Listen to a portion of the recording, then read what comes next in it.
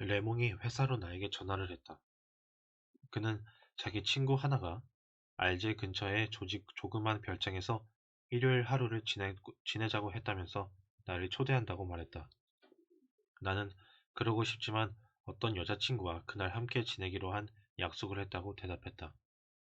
그러자 곧 레몽은 금방 그 여자친구도 초대한다고 말했다. 그 친구의 아내는 온통 남자들 뿐인 가운데 외톨이가 아니어도 되니 아주 반색할 거라고 했다. 나는 바로 전화를 끊으려 했다.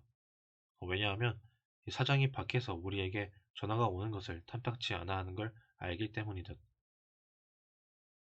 그러나 레몽이 잠깐 기다리라고 하더니 이 초대권은 저녁에 전해도 되겠지만 지금은 내게 다른 걸 한 가지 알려주고 싶다고 했다.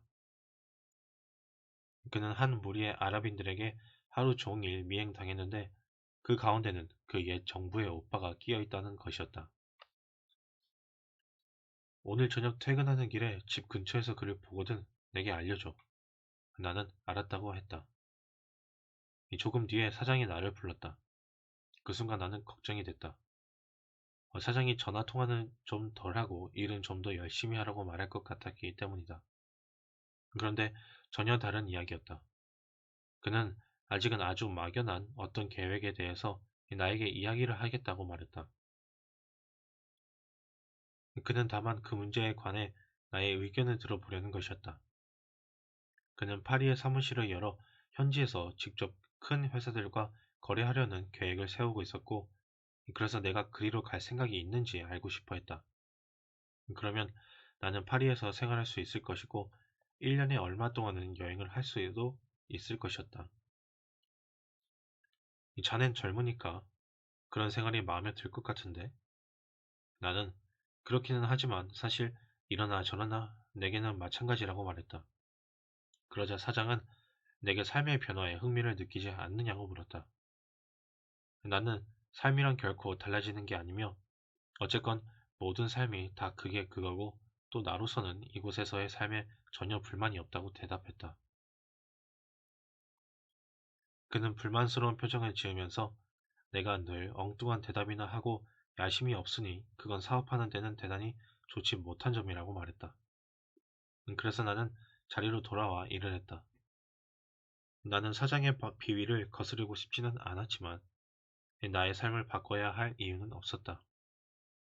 곰곰이 생각해볼 때 나는 불행하지 않았다. 대학생 시절에는 그런 종류의 야심도 많았다. 그러나 학업을 포기해야, 학업을 포기해야 했을 때 나는 곧 그런 모든 것이 사실상 전혀 중요하지 않다는 것을 깨달았다.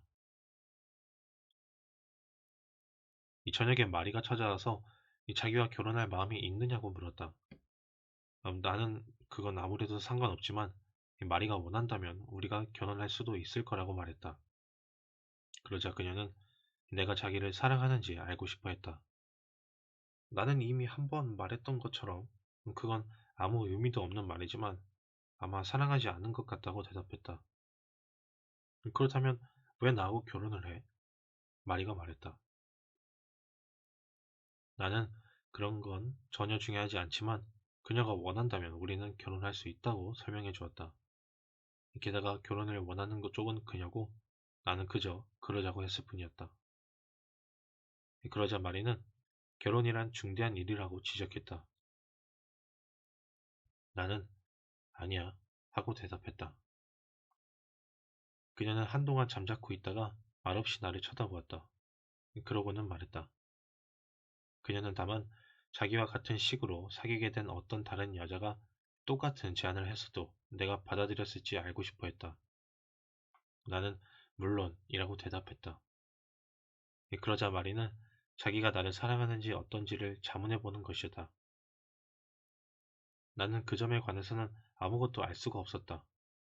잠시 또 잠자코 있다가 그녀는 내가 이상한 사람이라고 아마 그렇기 때문에 자기가 나를 사랑하는 것이겠지만 언젠가는 바로 그 이유들 때문에 내가 싫어질지도 모르겠다고 중얼거렸다.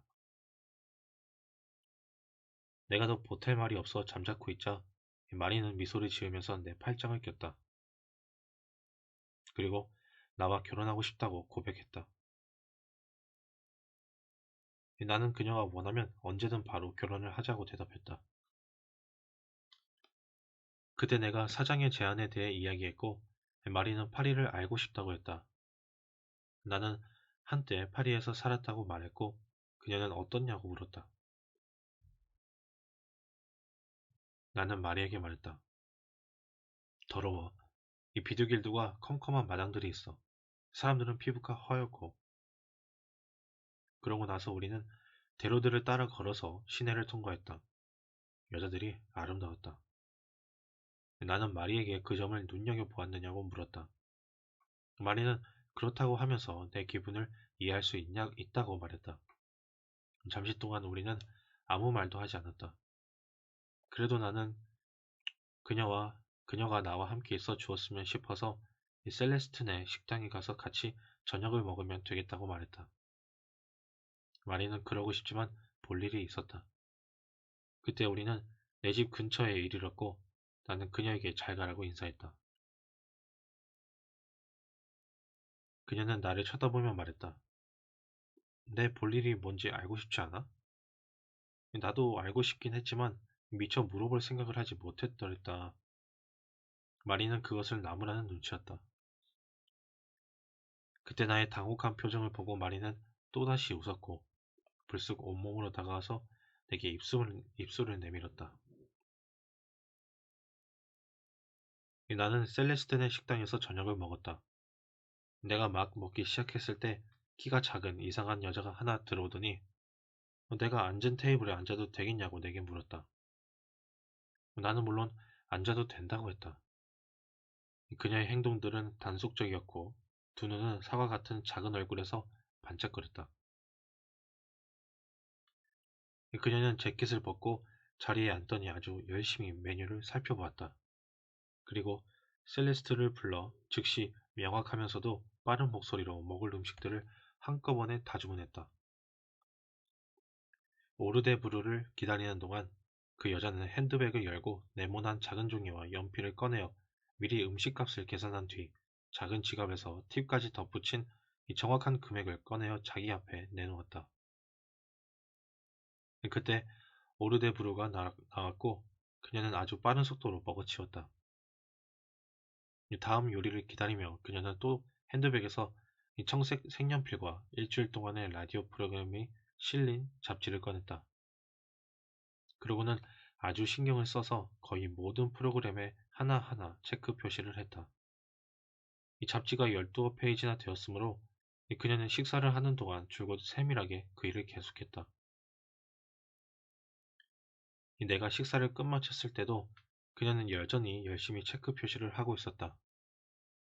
그러더니 자리에서 일어섰고 전과 다름없이 자동인형 같은 몸짓으로 재킷을 다시 입고 식당을 나갔다. 아무 할 일이 없었으므로 나도 밖으로 나가서 한동안 여자의 뒤를 따라갔다. 그녀는 인도 가장자리를 따라 믿을 수 없으리만큼 빠르고 정확한 걸음으로 옆으로 벗어나거나 뒤돌아보는 일도 없이 자기 길을 가고 있었다. 결국 나는 여자를 시야에서 놓쳐버렸고 가던 길을 되돌아오고 말았다. 이상한 여자라는 생각이 들었지만 나는 금방 그녀를 잊어버렸다.